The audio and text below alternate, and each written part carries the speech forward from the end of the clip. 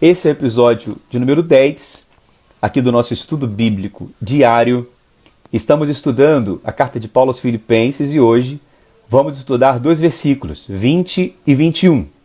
Mas deixa eu começar com uma pergunta para você. Como você lidar com a morte?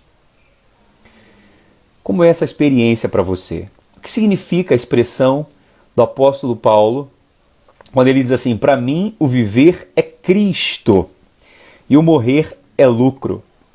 Então, vamos falar um pouco sobre isso hoje dentro desse estudo, né? Então vamos ler a palavra de Deus que está em Filipenses capítulo 1, versículo 19. E a palavra diz assim, versículo 20 na verdade. Filipenses capítulo 1, versículo 20 e 21. Porque estou certo de que isto mesmo, versículo 20, né? Segundo a minha ardente expectativa e esperança de que em nada serei envergonhado. Olha só. Antes, com toda ousadia, como sempre, também agora será Cristo engrandecido no meu corpo, quer pela vida, quer pela morte. Versículo 21. Porquanto, para mim, o viver é Cristo e o morrer é lucro. Ok? Porquanto, para mim, o viver é Cristo e o morrer é lucro. Então, Paulo fala, segundo a minha ardente expectativa e esperança de que nada serei envergonhado, antes com toda ousadia, como sempre, também agora será Cristo engrandecido no meu corpo, quer pela vida ou pela morte. Porquanto para mim o viver é Cristo e o morrer é lucro. Amém? Esses são os dois versículos que vamos estudar hoje. Bom, ontem nós começamos aqui um novo bloco de versículos na carta de Paulo aos Filipenses. Começamos no versículo, na verdade, 12, né? Não, na verdade, começamos no versículo 12 e ontem, especificamente, chegamos ao versículo 9. Porque nessa porção da carta, Paulo vai fazer uma reflexão sobre a vida, ele vai fazer um relato da sua vida para a igreja, ele vai dizer o que está acontecendo, como ele estava vivendo, o que ele estava sentindo, como ele estava percebendo tudo aquilo. Então Paulo fala do seu passado, como ele superou o passado, né, de tudo que tinha acontecido, como que ele está superando o seu presente, que é um momento de cadeia, de prisão, de algemas, e o evangelho dá poder para isso, ele explica, né? Mas ele também agora, a partir do versículo 19, ele olha para o futuro. Ele fala, olha, em Cristo, com Cristo e através do Evangelho, eu superei os traumas do passado, eu estou enfrentando os problemas do presente com alegria. Mas quando eu olho para o futuro, eu não tenho medo. Eu não tenho medo. Então o que Paulo está ensinando para a gente é o seguinte: como viver sem medo do futuro.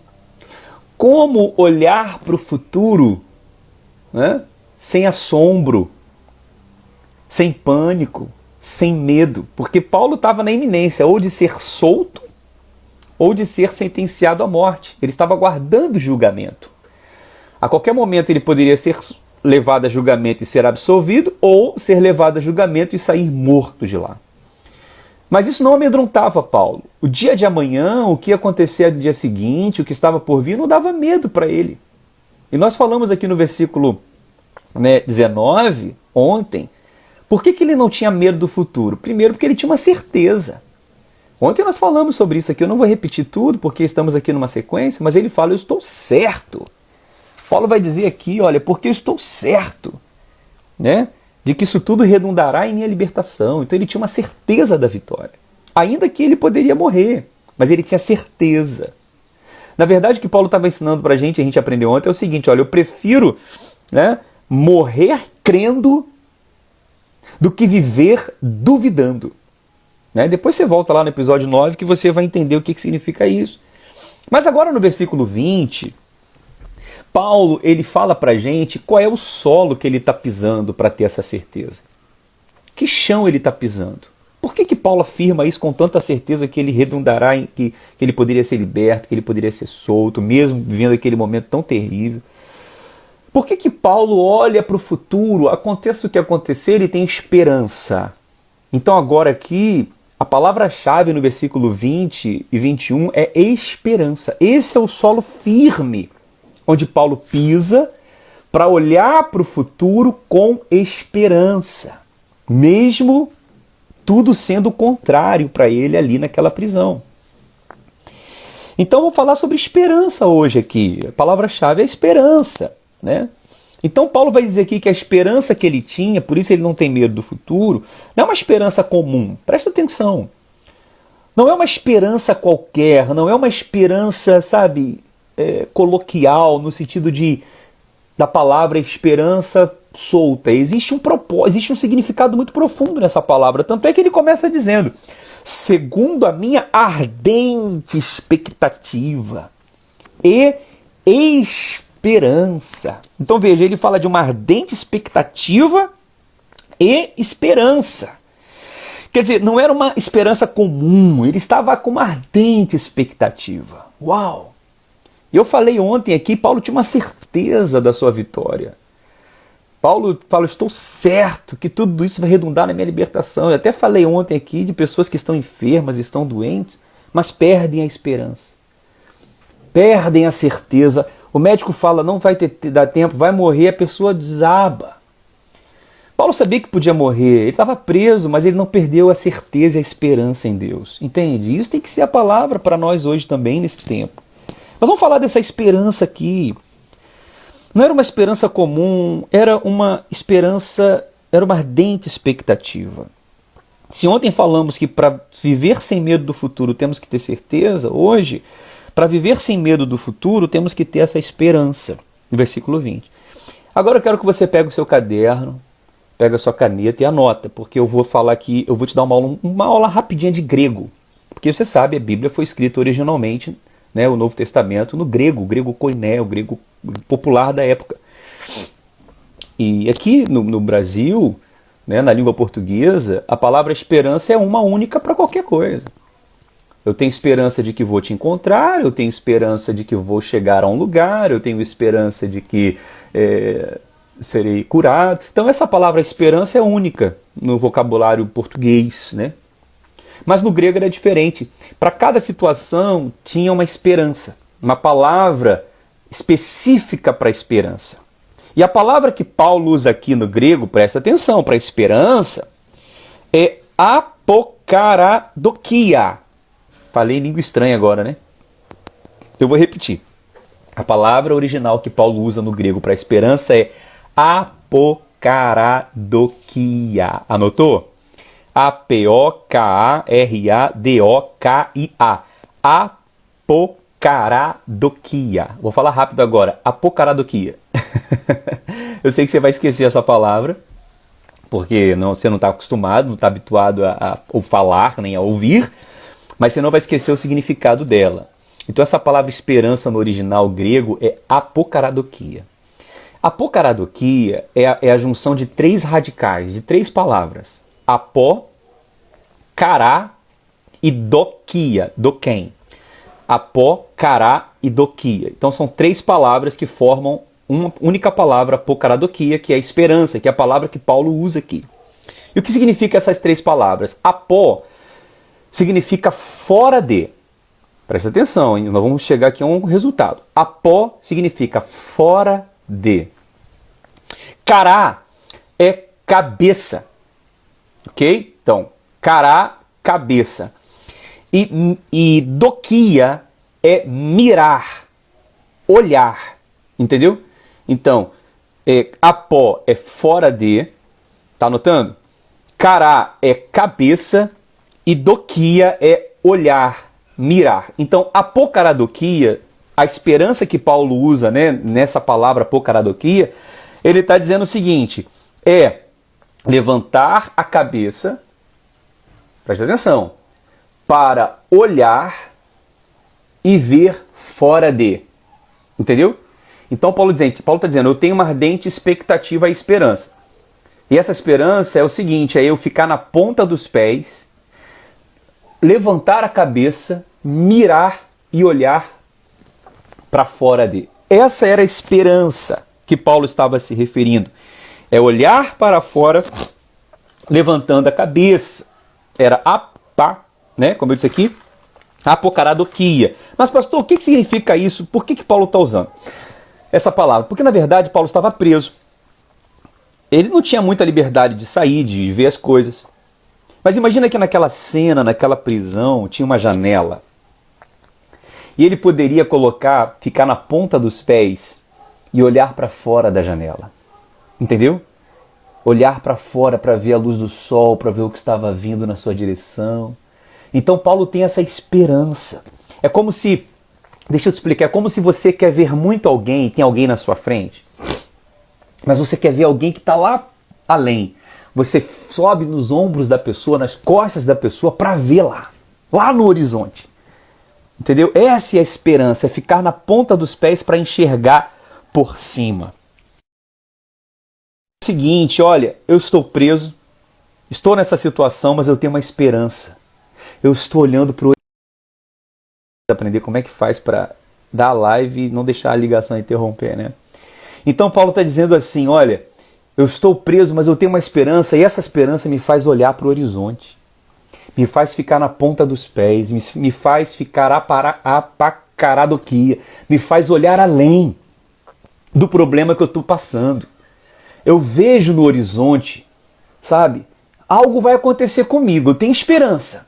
Ou Cristo vai vir ao meu encontro e me tirar daqui, ou eu irei ao encontro dele.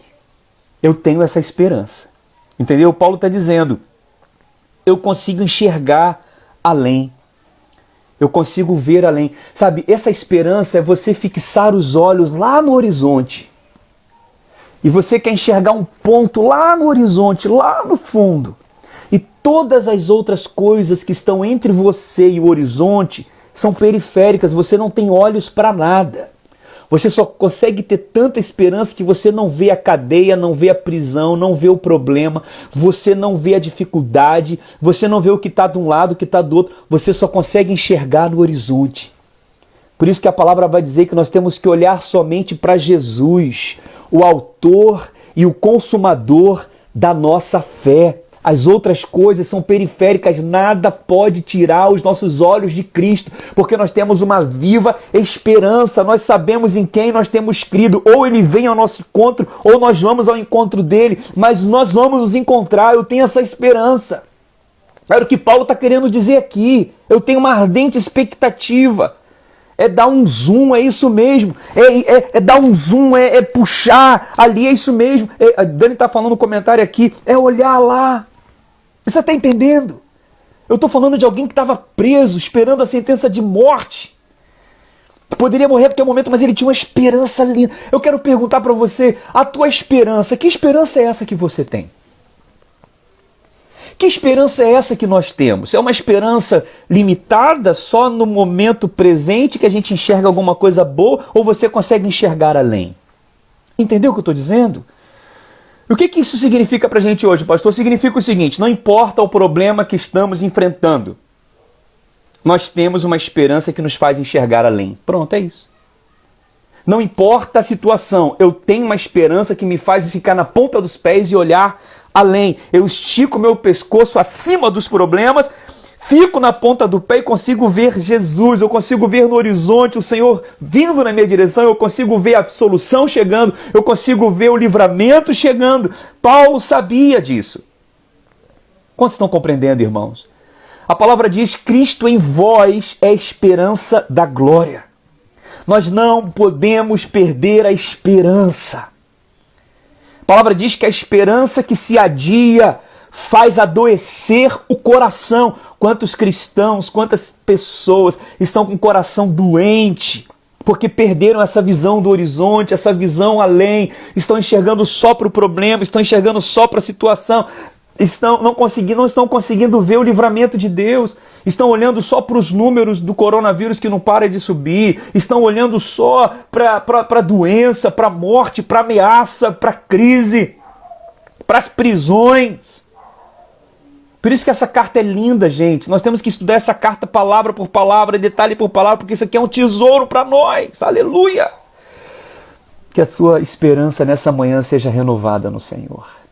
Aleluia! Há esperança para você. Há esperança para a sua saúde. a esperança para a sua vida financeira, a esperança para o seu casamento, a esperança para os seus projetos, a esperança para o seu ministério. Deus começou uma boa obra na sua vida, Ele vai completar até o dia de Cristo. Fique na ponta dos pés, olhe por cima dos problemas, enxergue no horizonte o Senhor vindo na sua direção. Esse era o coração de Paulo. Uau! Mas vamos continuar? Essa esperança que Paulo tinha aqui, vamos continuar lendo, ela é demonstrada de duas formas, né? Essa esperança que Paulo ele demonstra, ela é demonstrada de duas maneiras. Vamos lá, versículo 20.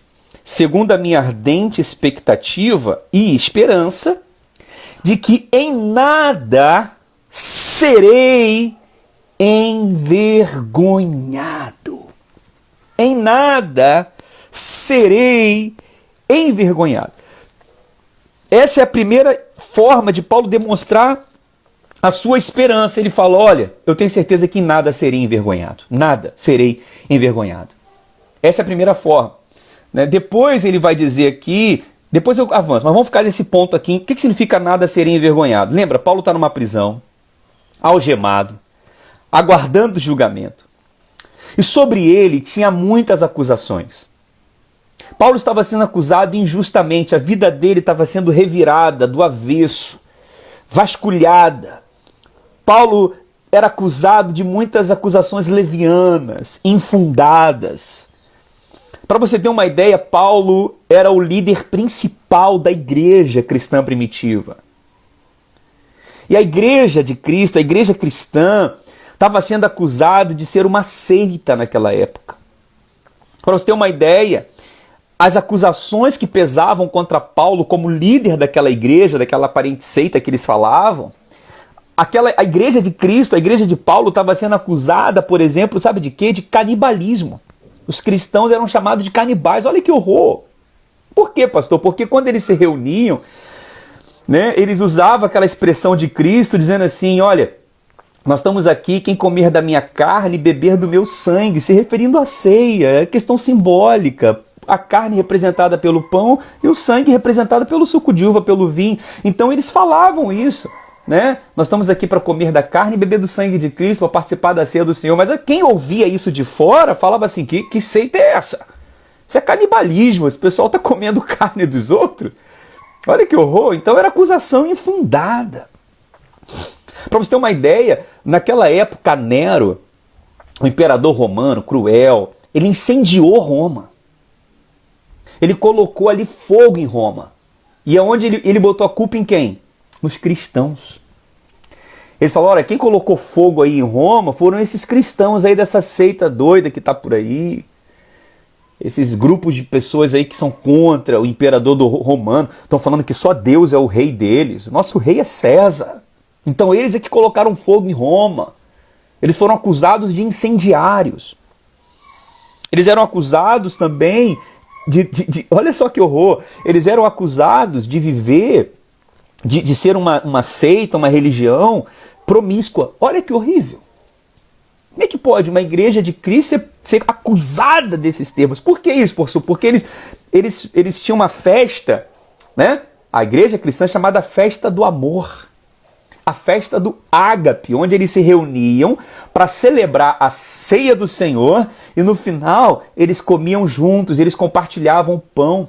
Então era a festa do amor, a festa do ágape, mas quem olhava de fora falava que eles se reúnem para fazer coisa ruim, coisa errada. Porque o amor para o grego era o amor eros, era o amor erótico, era o amor promíscuo. Então eles falaram que a igreja tinha esse amor também, que horror. Então Paulo estava sendo acusado por conta dessa deturpação da imagem que eles tinham erradamente da igreja. E Paulo está dizendo, olha, são tantas acusações horríveis, mas eu tenho certeza, eu não serei envergonhado. Eu tenho a esperança que Deus é o meu juiz. Ele julga as minhas causas, ele se levanta contra os meus acusadores. Paulo confiava na oração da igreja, Paulo confiava no socorro do Espírito Santo. Romanos capítulo 10, versículo 11 diz, quem crê jamais será envergonhado. É por isso que Paulo está dizendo isso. As acusações eram pesadas, horríveis. Eu pergunto para você, como que você reage às acusações? Como que você reage quando alguém fala mal de você, quando alguém te calunia, quando alguém julga suas atitudes, seu comportamento, suas motivações? Você procura se defender, você fica irritado, ou você fica em silêncio, adorando a Deus, tendo esperança de que Ele é o justo juiz e o teu advogado? Entendeu? Então isso é uma reflexão que a gente tem que fazer. Muita gente perde a visão do horizonte, muita gente perde a visão do propósito, muita gente perde a esperança na promessa porque fica dando ouvidos para acusações, para calúnias, para pessoas, né, que se levantam contra. Então, nós temos que reagir com essa esperança. Então, você não será envergonhado. Amém? Você não será envergonhado. Tenha esperança, confia em Deus, Ele é o teu advogado. Ele é o justo juiz. Paulo tinha essa esperança, tinha essa certeza. Amém?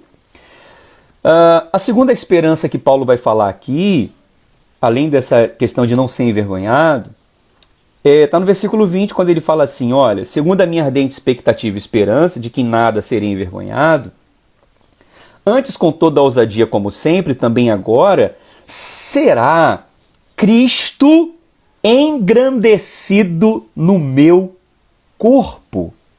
Olha o que Paulo diz aqui. Olha, Paulo está dizendo o seguinte, olha, vocês estão olhando para o meu corpo. Quando Paulo fala do seu corpo, ele fala literalmente do seu corpo. Literalmente, Paulo está falando do corpo físico. Um corpo já idoso, um corpo debilitado, um corpo marcado por açoites, marcado por chicotadas, chibatadas, marcada pelo sol. Paulo vai dizer, eu trago no meu corpo as marcas de Cristo. Mas eu quero dizer que quem olhar para mim, para esse corpo aparentemente debilitado, vai ver a glória de Deus. Vai ver o poder de Deus. Vai ver que a minha vida é um milagre. Vai ver que a minha vida é sustentada por Deus. E as pessoas vão olhar para mim e vão dar glória a Deus, porque Cristo será glorificado, engrandecido no meu corpo. Aconteça o que acontecer comigo, seja eu solto ou seja eu morto, Cristo será engrandecido no meu corpo e o seu nome será glorificado. Veja que Paulo não queria glória para ele mesmo. Paulo não queria edificar um reino próprio, um reino ali rico, pessoal. Ele não estava preocupado com a sua imagem. Ele não queria se promover. Ele queria que o nome de Cristo fosse glorificado. Ele queria engrandecer o nome de Cristo. Glória a Deus, toda a glória para Cristo. A gente vê hoje, infelizmente, quantas pessoas vaidosas, se autopromovendo e não promovendo o nome de Cristo. Pensando que estão promovendo a Cristo, mas na verdade estão se autopromovendo, se gabando. Entende? Enquanto que Cristo é glorificado, não é quando a gente está se gabando, se mostrando, dizendo eu tenho isso, eu tenho aquilo, eu posso isso, eu posso aquilo. Não, Cristo é glorificado é quando as pessoas olham para nós e não veem nada de atraente ou nada de bom no sentido de ser promovido, mas Deus olha para nós e vê a glória de Cristo. Entende o que eu estou dizendo? Talvez você se considere uma pessoa simples demais, uma pessoa humilde demais, uma pessoa que não tem nada, eu não tenho nada, eu não posso nada, minha saúde é debilitada, eu não tenho dinheiro, eu não tenho isso para mostrar lá no Facebook, no Instagram. Eu vejo tanta gente famosa, glamurosa, vaidosa, colocando tanta imagem, eu não tenho nada para oferecer, para mostrar. Pois é, mas você tem Cristo para mostrar na sua vida. Você tem a glória de Cristo na sua vida. Cristo vai ser glorificado quando as pessoas olharem para você e ver que você tem algo muito mais precioso do que coisas vãs e coisas ilusórias desse mundo. Por isso que Paulo está falando, Cristo vai ser glorificado no meu corpo. Paulo está dizendo, o meu corpo vai ser um teatro no qual se manifestará a glória de Cristo. Nosso corpo é templo do Espírito Santo. É Ele que nos fortalece. Aleluia! Então aqui está falando também do nosso testemunho público, que vai além da aparência, que vai além daquilo que eu posso mostrar para as pessoas. O testemunho público vai além, ou seja, é Cristo sendo glorificado na minha vida, no meio da crise, no meio da aflição, no meio da perseguição, no meio da tentação. Como você testemunha de Cristo na hora da crise? Como você reflete Cristo na hora da enfermidade, na hora da prisão, na hora da adversidade, na hora da luta? Você testemunha de Cristo murmurando, reclamando, dando mau testemunho? Porque tem muita gente que é crente, está na igreja, serve a Cristo, mas na hora que vem a crise, eles se afastam para a bebida, se afastam para as falsas amizades, para as drogas. Cristãos! Porque não suportaram a pressão, não perderam a visão do horizonte, perderam a esperança da glória. E o seu corpo não está glorificando a Cristo. É triste quando nós vemos no Facebook, na internet, no Instagram, essa janela de ilusões, quantas pessoas que se diziam cristãos, que se diziam ali de Deus, sabe, às vezes até postaram fotos ali na igreja, orando, fazendo poses de oração, e depois ali postando fotos horríveis. Cristo não está sendo glorificado no seu corpo, está sendo envergonhado através do seu corpo. Mas Paulo está dizendo, olha para mim, eu quero dizer para vocês, Cristo vai ser glorificado no meu corpo. Eles vão olhar para mim, não vão ver nada demais, vão ver um corpo idoso, um corpo velho, cheio de marca, marcado, mas eles vão ver a glória de Cristo. Eles vão ver que Deus é comigo, eles vão ver que Deus está do meu lado, eles vão ver que Deus está me sustentando. E quando a gente fala de corpo, deixa eu te falar, tem um autor, Wayne Bonner, ele diz assim que o nosso corpo ele pode servir como um telescópio ou como um microscópio. Anota aí você que está anotando. Nosso testemunho, nosso corpo, ele pode servir como um telescópio ou como um microscópio. Qual é a diferença do telescópio para o microscópio? O telescópio aproxima o que está distante. Quando a pessoa quer enxergar a lua, a estrela, lá distante, ele usa o quê? Um telescópio, não é verdade?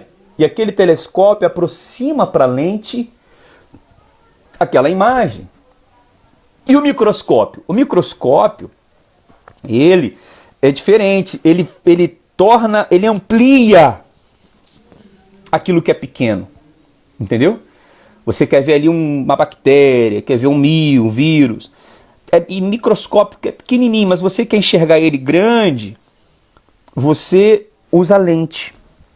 Então o nosso corpo ele pode servir como um telescópio e um microscópio. Para quem, pastor? Para as pessoas. Por quê? Para as pessoas incrédulas que estão à nossa volta, é isso que Paulo estava querendo dizer, para elas Deus está muito distante. Elas não têm essa intimidade que você tem. Elas não conseguem falar com Deus como você fala, porque para elas Deus é muito longe, muito distante. Mas quando elas olham para a gente e vê a nossa intimidade com Deus, e vê que Deus existe, que Deus é fiel na nossa vida, que tem nos dado vitória, livramentos, tem estado conosco, elas olham para o nosso corpo, elas olham para a nossa atitude, para o nosso testemunho, elas conseguem ver Deus de perto. Porque a gente consegue mostrar para elas que Deus existe. É o que Paulo estava dizendo, ele tinha essa esperança. Lembra que eu falei da esperança de enxergar no horizonte? A gente consegue mostrar para as pessoas que lá no horizonte Deus está presente, está conosco. Mas ele não é só um Deus que existe, não é só um Deus que aproxima, ele é um Deus grande, porque essas pessoas enxergam Deus de uma maneira muito pequena, como uma bactéria, ou às vezes um Deus que não existe. Mas quando a gente chega perto dessas pessoas e conta o nosso testemunho e mostra como Deus está sendo glorificado na nossa vida, na nossa saúde, mesmo passando por enfermidade, mesmo tendo uma enfermidade, as pessoas olham para a gente e falam, uau, Deus é grande. Eu consigo enxergar Deus na sua vida, Ele é grande, Ele que tem te sustentado, Ele tem te fortalecido, Ele tem te restaurado. Entende o que eu estou dizendo? Eu pergunto, como o teu corpo tem sinalizado Deus para as pessoas? Aqui não é só corpo físico, mas aqui é qual o seu testemunho. O seu testemunho tem aproximado Deus das pessoas ou tem afastado Deus das pessoas?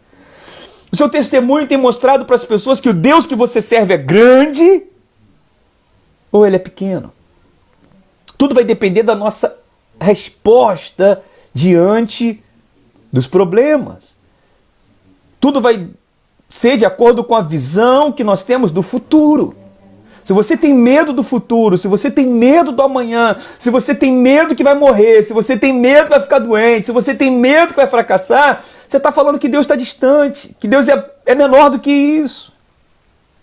Então Paulo fala, eu tenho uma esperança, e essa esperança está fundada de que eu posso, glorificar Cristo através da minha vida, mas eu posso também dizer que eu não serei envergonhado, porque Ele é o meu juiz, Ele é o meu advogado. Você fala isso com essa certeza?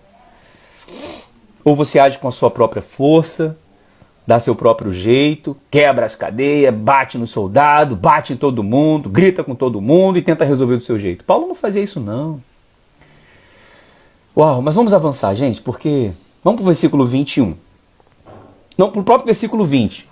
Paulo, ele diz aqui essa esperança, mas ele fala como essa esperança vai se manifestar na vida dele, através do seu corpo. Ele diz aqui, segundo a minha ardente expectativa e esperança de que em nada serei envergonhado, antes com toda a ousadia, no versículo 20, como sempre, também agora será Cristo engrandecido no meu corpo, no meu testemunho. Aí ele vai dizer, quer pela vida ou quer pela morte. Aqui vem o teste final. Talvez aqui venha a prova de fogo. Paulo está dizendo, eu quero dizer para vocês o seguinte, eu não estou falando isso aqui, que eu tenho essa esperança, que eu tenho essa visão de horizonte, que eu sei que eu não serei envergonhado, que Cristo vai ser engrandecido no meu corpo. Eu não estou dizendo com isso que se eu morrer tudo acabou. Que se eu morrer toda a minha mensagem foi por água abaixo. Que se eu não sair daqui vivo, se eu sair daqui morto, o nome do Senhor vai ser envergonhado. Não, ele falou, olha, isso tudo vai continuar acontecendo, quer pela vida ou quer pela morte. Então Paulo aqui está dizendo o seguinte, olha, eu tenho tanta esperança, eu consigo enxergar tão além do horizonte, que se ele não vier na minha direção, eu que vou na direção dele. Eu quero dizer o seguinte, eu não tenho medo da morte. A morte para mim não é o fim. Eu não fico desesperado com a morte, igual muitos crentes vivem hoje com medo da morte. Cristãos nasceram de novo, dizem que tem Cristo no coração, e de fato tenho, acredito que tenho, mas ainda tem medo da morte. Não conseguem enxergar além do horizonte. Paulo está dizendo o seguinte, quer eu viva ou quer eu morra, Cristo será glorificado. Aí no versículo 21, ele vai dizer por quê, quer pela vida ou quer pela morte. Ele vai dizer, porquanto para mim o viver é Cristo e o morrer é lucro. Estreitou agora. Estreitou por quê? Será que você tem essa mesma percepção que Paulo? O que é viver para você e o que é morrer para você? Eu estou falando para você, mas estou falando para mim também, porque eu estou me vendo aqui no espelho aqui do celular, né? O que é morrer e o que é viver? Está com medo de morrer? Está com medo da morte? Paulo não tinha esse desespero, esse medo. Na verdade, o que Paulo está dizendo é o seguinte aqui, minha gente, presta atenção. O meu viver será em vão se Cristo não for glorificado na minha vida. Entende? Paulo está dizendo o seguinte, olha, só está pronto para viver quem está pronto para morrer. Uau! Ou só está pronto para morrer quem está pronto para viver, ou só está pronto para viver quem está pronto para morrer. Você está pronto para morrer? Você está preparado para morrer? Como você encara a morte? Paulo está dizendo aqui, não morre bem quem não vive bem. Quem não vive para a glória de Deus. Quem não glorificou Cristo na sua vida. Não se pode glorificar Cristo na sua morte quem não glorificou Cristo na sua vida. Muitos estão preocupados com a morte, mas não estão preocupados em viver uma vida que glorifica a Deus. Porque não morre bem quem não vive bem. E só se vive bem quando se vive em Cristo, para Cristo, através de Cristo. que Paulo está dizendo é o seguinte: não pode ter a morte de um justo quem vive como um ímpio. Não se morre a morte de um justo quem vive a vida de um ímpio. Como você tem vivido a sua vida? Como ímpio? O teu viver é Cristo? O teu viver é como um justo, salvo por Cristo? Então a sua morte será lucro. É o que Paulo está dizendo. Paulo vivia para Cristo e ele morria por Cristo. Paulo vivia como um justo, ele falou, vou morrer como um justo. Porque o justo não tem medo da morte, porque ele vive para Deus, ele conhece a Deus, ele sabe quem é Deus, ele foi alcançado por Deus. O justo que não tem medo da morte, que vive para Cristo, quando morre, ele chega à seguinte conclusão: quando eu morro, não sou eu que vou para o céu, é o céu que vem me buscar. Quando eu morro, não sou eu que estou indo para o céu, não, o céu que está vindo ao meu encontro. E Paulo explica isso. Vocês estão achando que eu estou preocupado, com medo da morte? Vocês estão achando que eu não vou glorificar Cristo no meu corpo? Eu vou glorificar até o último fôlego da minha vida. Eu não estou preocupado de morrer não, porque para mim viver é Cristo. E o morrer é lucro. Sabe o que Paulo estava dizendo aqui? Presta atenção comigo. Paulo estava preso. Paulo estava falando isso numa prisão. Paulo estava falando isso numa cadeia, preso em algemas. Mas ele vivia com Cristo. Sabe o que eu aprendo aqui? Que quem vive sem Cristo e com Cristo vive uma vida aprisionada. Paulo estava aprisionado, mas não estava, porque ele tinha Cristo, entendeu? Então quem não tem Cristo, quem não deixou Jesus entrar no seu coração, quem não está vivendo em Cristo, vive uma vida em cadeias, em prisão. Quantas pessoas estão aprisionadas nos vícios, na angústia, na tristeza, aprisionada nas emoções, porque não tem Cristo na sua vida. Paulo estava aprisionado fisicamente, presta atenção no que eu estou dizendo. Mas ele estava livre espiritualmente. Enquanto que tem muita gente hoje que está livre fisicamente, mora numa boa casa, numa boa mansão, tem um bom carro, faz grandes viagens, mas está aprisionado espiritualmente, vive uma vida em cadeias. É o que Paulo está dizendo. Eu não estou preocupado se eu vou morrer, não. Sabe por quê? Eu vivo em Cristo. A minha esperança, o meu desassombro com a morte, eu não tenho medo da morte, porque Cristo é a minha vida. Então por que Paulo fala isso aqui? Por que ele explica? Primeiro, ele diz que a vida é Cristo. A vida é Cristo. O viver é Cristo. Versículo 21. Paulo diz, a minha vida é Cristo, o meu viver é Cristo. O que Paulo está querendo dizer com isso, minha gente? O que Paulo quer dizer com isso? Paulo encontrou a razão de viver dele. Paulo encontrou o verdadeiro sentido da vida. Paulo encontrou o caminho, a verdade e a vida. Porque o Senhor Jesus disse, eu sou o caminho, a verdade e a vida.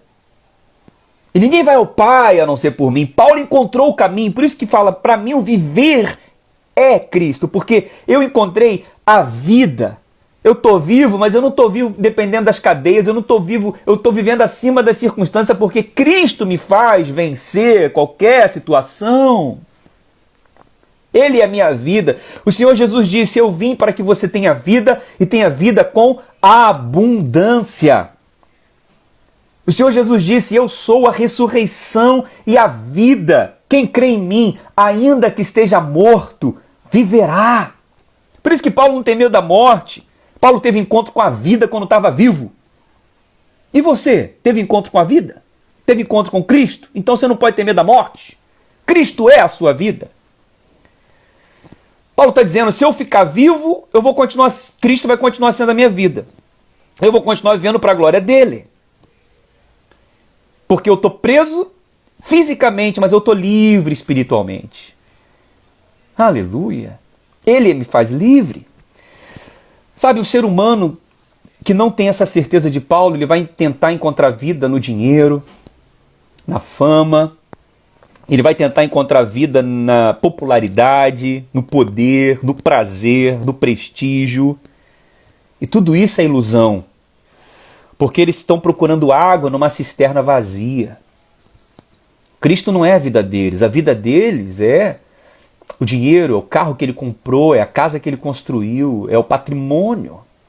E ele está dizendo, quem vive assim, quando morre, perde tudo. Quem vive sem Cristo, quando morre, não tem lucro, tem prejuízo. Porque Paulo está dizendo, porquanto para mim o viver é Cristo, morrer é lucro. Paulo está dizendo o seguinte, olha, eu tenho mais o que é importante nessa vida, Cristo. Quando eu morrer, eu vou ter lucro. Quando eu morrer, eu não vou perder. Eu vou ganhar mais ainda. Agora, quem viveu uma vida só correndo atrás do vento, querendo glamour, querendo fama, querendo dinheiro, querendo prestígio, quando morre, perde tudo. Ainda perde a salvação, perde a alma, na verdade, perde a vida eterna e vai para o inferno. Entende o que eu estou dizendo? Deixa de ganhar a salvação, na verdade, né? Então tudo isso é ilusão. Então Paulo está dizendo, para mim o viver é Cristo. Deus colocou dentro de nós um vazio que só Ele pode preencher. O dinheiro não preenche, a fama não preenche, o glamour não preenche, só Cristo pode preencher. Por isso fala, para mim a vida é Cristo. Eclesiastes 3,11 diz, tudo fez Deus formoso a seu devido tempo, também pôs a eternidade no coração do homem, sem que este possa cobrir a obra que Deus fez desde o princípio até o fim. Paulo está dizendo, a minha vida é preenchida por Cristo. A vida sem Cristo é uma verdadeira prisão. Por isso que ele fala, para mim o viver é Cristo. E para você, o que é viver? O que é viver para você?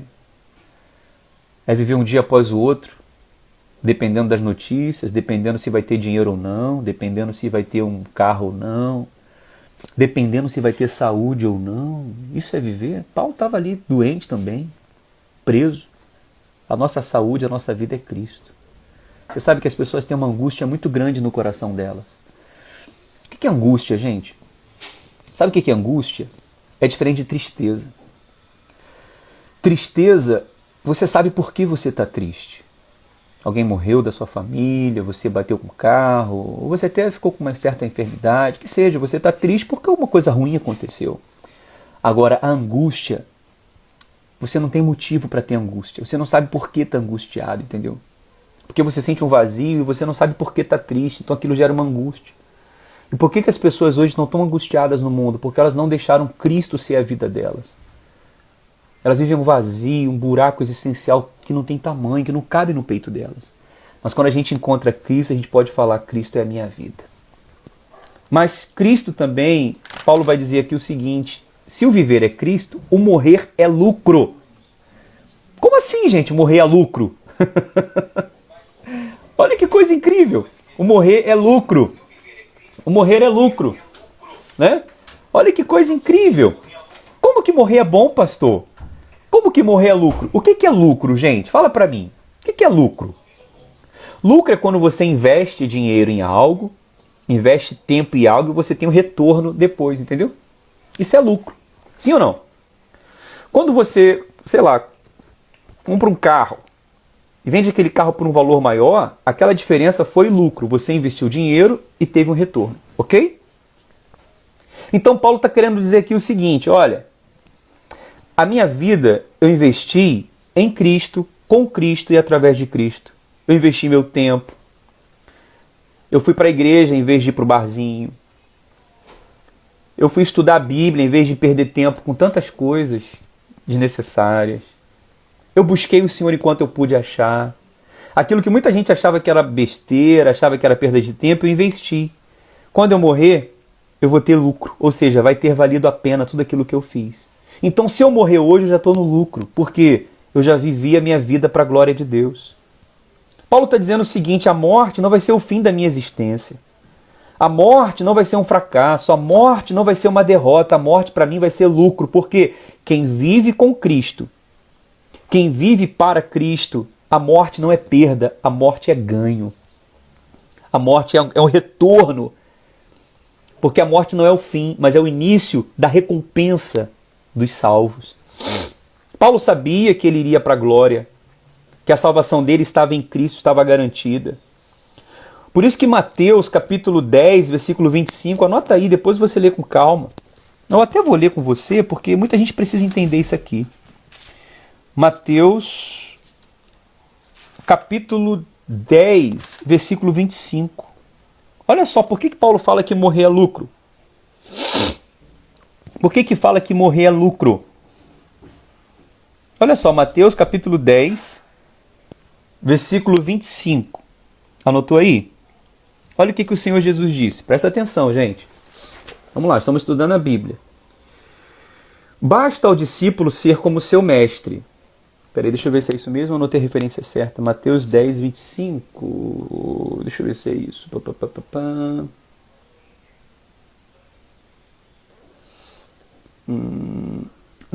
Não é esse texto. Depois eu passo para você o texto, eu não vou ler aqui, mas é o texto bíblico que fala assim, que quem perder nessa vida, pai, mãe, amigos, irmãos e coisas, ganhará nessa vida e na próxima 100 vezes mais. Tenta achar aí, quem tenta achar referência aí para mim? É esse texto, fala aí. É que eu não estou achando aqui, eu anotei aqui rápido, eu acabei anotando a referência errada. Mas se alguém está me escutando aí, é bom que a gente vai interagindo. Tenta achar enquanto isso. Então eu quero dizer para você que morrer é lucro. Amém? E não é perda. Agora, por que a morte é lucro, gente? Por que a morte é lucro? Por que a gente ganha quando a gente morre com Cristo? Porque a Bíblia vai dizer que quando a gente morre, a gente descansa das nossas fadigas. A gente descansa do nosso cansaço. Trabalhar é um cansaço. Né? O sofrimento que nós temos nessa vida, que passamos pelas aflições. A Bíblia diz que um dia tudo isso vai acabar. Então, quando a gente morre, a gente descansa dessa fadiga, desse cansaço. Salmos capítulo 19, versículo 10 diz assim: os dias da nossa vida sobem a 70 anos, e havendo vigor, 80. Neste caso, o melhor deles é canseira e enfado, porque em tudo passa rapidamente, nós voamos. Então, morrer é lucro, porque quem morre descansa dessa fadiga, desse trabalho. Né? Por que morrer é lucro? Porque quem morre com Cristo vai para os seios de Abraão. A Bíblia diz, Lucas capítulo 16, versículo 22, e aconteceu que morrendo o mendigo, foi levado pelos anjos. Olha, quando a gente morre, os anjos, eles vêm nos buscar. Olha que coisa linda. Que coisa linda. Ele vem nos buscar. Né? Ele vem nos buscar. Então, Paulo está dizendo aqui, a Bíblia diz aqui, olha, quem morre vai para o seio de Abraão. Olha que coisa maravilhosa. Jesus disse assim, olha, eu vou para o meu pai. Na casa de meu pai há muitas moradas. Se não fosse assim, eu não vou-lo teria dito. Aleluia. Eu não vou-lo teria dito, gente. Olha que coisa maravilhosa. Aleluia. Vamos continuar aqui. Achei aqui o texto bíblico, não é Mateus 10, não, é Marcos 10. Obrigado aí quem ajudou aí o texto. É Marcos 10. Por que morrer é lucro? Tá aqui, ó. Marcos capítulo 10, versículo 25. Olha lá. Aqui o texto, gente. Olha aqui, Marcos 10, 25. É mais fácil passar um camelo no fundo de uma agulha do que entrar um rico no reino de Deus. Eles ficaram sobremodo maravilhados, dizendo entre si, então, quem pode ser salvo? Jesus, porém, fitando neles o olhar, disse, para os homens é impossível, contudo, não para Deus, porque para Deus tudo é possível. Então Pedro começou a dizer-lhe, eis que nós tudo deixamos e te seguimos. Né?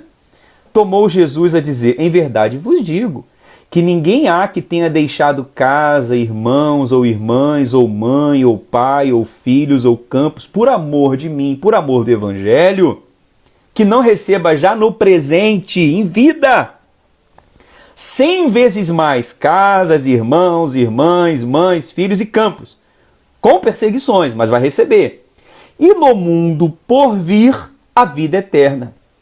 Entendeu? Porém, muitos primeiros serão os últimos e os últimos os primeiros. É isso aí, Marcos capítulo 10, versículo 25, falando do lucro de seguir a Jesus, de deixar tudo para Jesus. Então, por que morrer é lucro? Porque quem morre vai para o seio de Abraão. E quem morre sem Jesus? Vai para o tormento eterno, né? Pranto e ranger de dentes. Então, quem não crê em Jesus, quem não se arrepende dos seus pecados, quem não entrega a sua vida para Cristo, vai para o inferno, para o sofrimento eterno. Mas essa não é a vontade de Deus para a sua vida. Porque João 3,16 diz que Deus amou o mundo de tal maneira que enviou o seu Filho unigênito para que todo aquele que nele crê não pereça, mas tenha a vida eterna. E por que morrer é lucro? Porque morrer como justo é precioso, é belo aos olhos de Deus. Salmo 116, versículo 15 diz: preciosa é a morte do Senhor, preciosa é aos olhos do Senhor a morte dos seus santos. Por que é precioso aos olhos do Senhor a morte dos seus santos? Porque quem morre com Cristo vai estar perto de Deus, vai estar próximo de Deus, vai estar junto dele, vai entrar no gozo do Senhor. A morte não nos separa de Deus, a morte nos aproxima de Deus. Porque se Cristo venceu, nós venceremos também. Para mim, o viver é Cristo e o morrer é lucro. E para você? Você tem essa esperança? Você consegue olhar para o horizonte e ter a mesma